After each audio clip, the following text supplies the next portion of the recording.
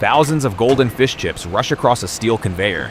Each piece is thin, crisp, and almost perfectly identical.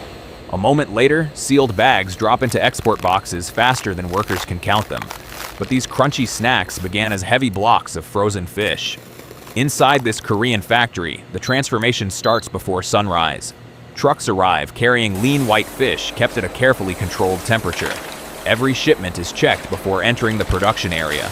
Workers examine the color, smell, texture, and condition of the frozen meat. Only approved fish can move forward.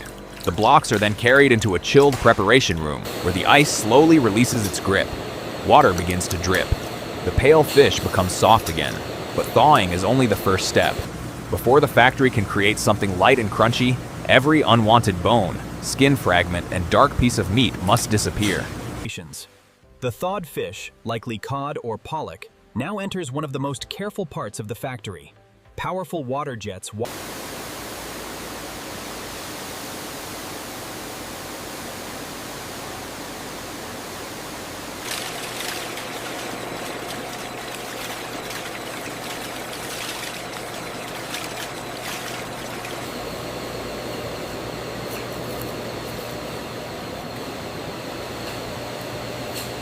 The thawed fish now enters one of the most careful parts of the factory. Powerful water jets wash away loose scales, ice crystals, and surface residue. The fillets then pass beneath bright inspection lamps. Trained workers search for anything the machines may have missed. Small bones are removed with metal tweezers. Thin strips of skin are trimmed with sharp knives. Dark meat is cut away because it could change the color and flavor of the finished snack. The cleaned fish moves through a mechanical separator that presses soft meat away from harder material. What leaves the separator no longer looks like a fillet. It becomes a smooth, pale mass of pure fish meat. Samples are checked again for moisture and texture. The factory needs the fish to behave in exactly the same way during mixing. Once the consistency is approved, the soft fish meat moves toward powerful grinders, where the first major transformation begins. Inside the grinder, fish is broken down until individual pieces disappear.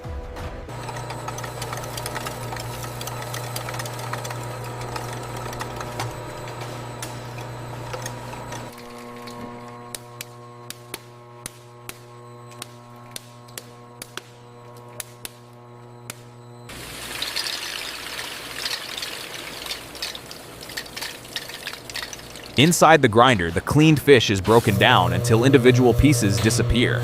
The result is a cold, sticky paste. Temperature matters here. If the fish becomes too warm, the natural proteins can weaken and the snack may lose its firm structure. Chilled water and crushed ice keep the mixture cold, while stainless steel blades spin at high speed. Salt is added first.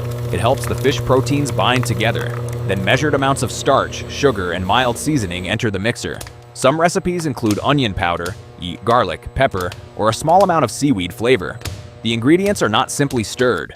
They are folded and cut until the paste becomes smooth, elastic, and glossy. Sensors watch the temperature while workers study the mixture through a sealed window. When the paste stretches without breaking, the batch is ready. The fish has stopped behaving like raw meat. Now it can be shaped. The smooth fish paste now reaches the forming line. A powerful pump pushes it through a narrow opening, creating one.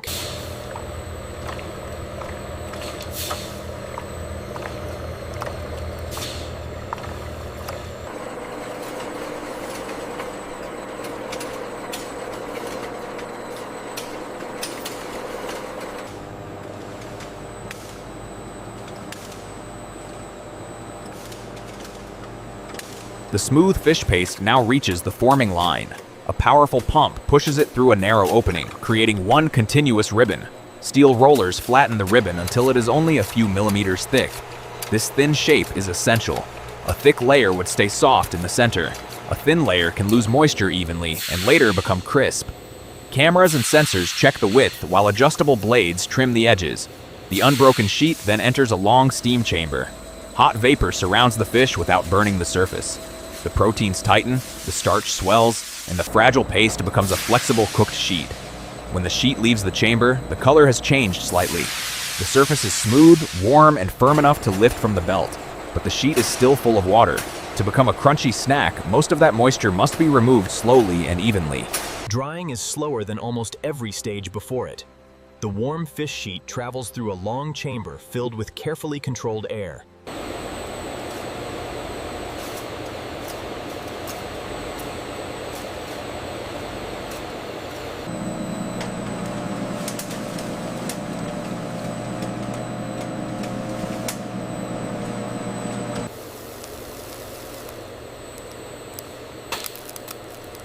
Drying is slower than almost every stage before it. The warm fish sheet travels through a long chamber filled with carefully controlled air. Too much heat could harden the outside while trapping water inside. Too little heat would leave the sheet soft and unstable. The factory therefore removes moisture in stages. Warm air passes above and below the moving sheet. Sensors measure humidity throughout the chamber. As the water escapes, the sheet becomes lighter and slightly translucent. Its surface tightens. The edges begin to curl. After the first drying zone, the sheet rests briefly so the remaining moisture can spread evenly through the material. It then enters another drying section. By the time the sheet reaches the end, it feels more like thin leather than cooked fish. The transformation is not complete, but the structure is ready. The dry sheet can now be cut into thousands of equal pieces without tearing or sticking. Rotating blades divide the sheet into long strips, then small rectangles. The dry pieces drop into hot oil, where water turns red.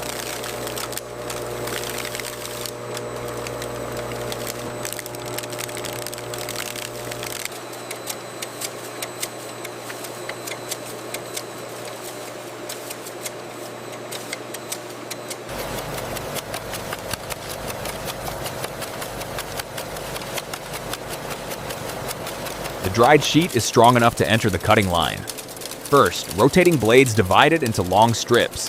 A second set of blades cuts across those strips, producing small rectangles at remarkable speed. Broken edges and pieces outside the correct size fall through a vibrating screen. The accepted pieces continue toward the hottest part of the factory. Depending on the recipe, the snacks may be baked, air-puffed, or briefly fried. On this line, the dry fish pieces drop into hot oil for only a few seconds. Water trapped inside each piece turns rapidly into steam. The surface expands and forms tiny bubbles. Flat pieces become light and crisp almost instantly. A rising conveyor lifts the golden chips from the oil. Excess oil drains away through the metal mesh.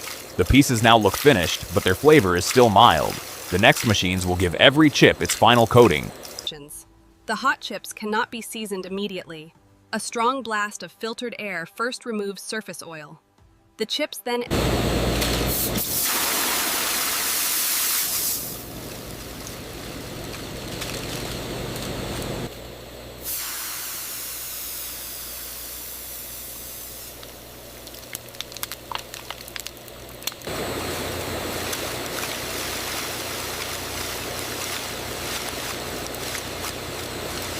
The hot chips cannot be seasoned immediately.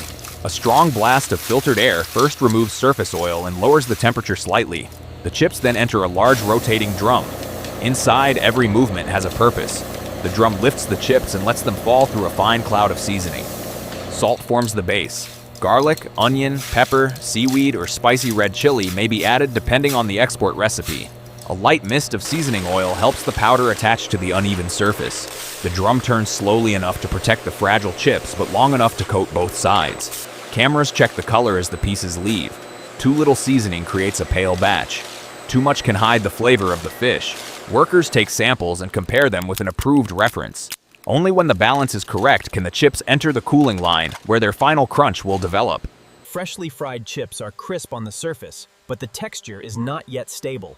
The pieces spread across a long cooling conveyor.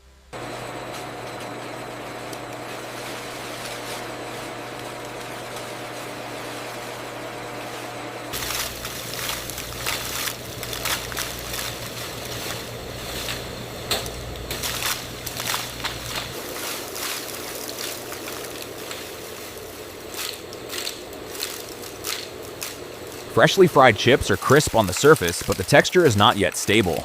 The pieces spread across a long cooling conveyor, allowing filtered air to move around every side. As the temperature falls, the surface becomes firmer and the remaining steam escapes. Chips that overlap are separated by gentle vibration. Broken pieces fall through small openings. The factory then performs several checks. Cameras reject chips that are too dark, too pale, or badly shaped. A metal detector searches for tiny foreign particles that ordinary inspection cannot see. Random samples are weighed, crushed, and tested for moisture. Even a small amount of extra water could soften the product inside the package. The accepted chips are now light enough to move with air. They race through enclosed pipes toward the packing area. From this point forward, the greatest danger is no longer heat. It is humidity. Inside the packaging room, the air is kept dry and clean. Finished chips collect in large hoppers above several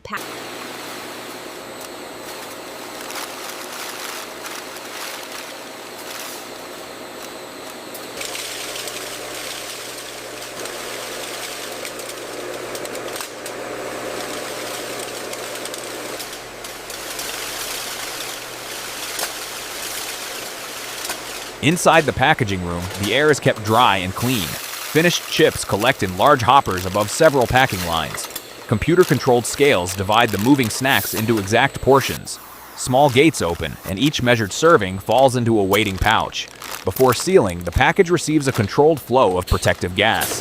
This reduces the amount of oxygen around the chips and creates a soft cushion that helps prevent breakage. Heated jaws press the packaging film together, forming an airtight seam. Every pouch passes through a leak test and a weight check. Underfilled or poorly sealed packages are removed automatically. The approved bags travel into cartons, where robotic arms arrange them in neat rows. Workers close the boxes and prepare them for international shipment. After hours of washing, grinding, steaming, drying, frying, and seasoning, the fish is almost ready to leave Korea. A piece breaks with a clean snap, revealing a thin, airy center.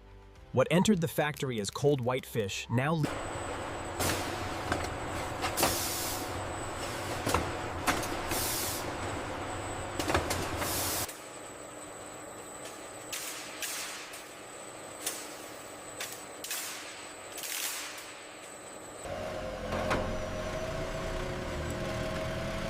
The sealed cartons are stacked onto pallets, wrapped in protective film, and moved into the export warehouse. From here, the crunchy fish snacks may travel thousands of kilometers by truck and container ship. Yet the finished product carries almost no sign of its original form. The frozen fish blocks were washed and inspected. The clean meat was separated, ground, chilled, and mixed. The soft paste became a thin, steamed sheet. Controlled air removed its moisture. Blades created equal pieces. Hot oil expanded those pieces into delicate golden chips. Seasoning added the final flavor, and dry packaging protected the crunch. One pouch is opened for the final inspection.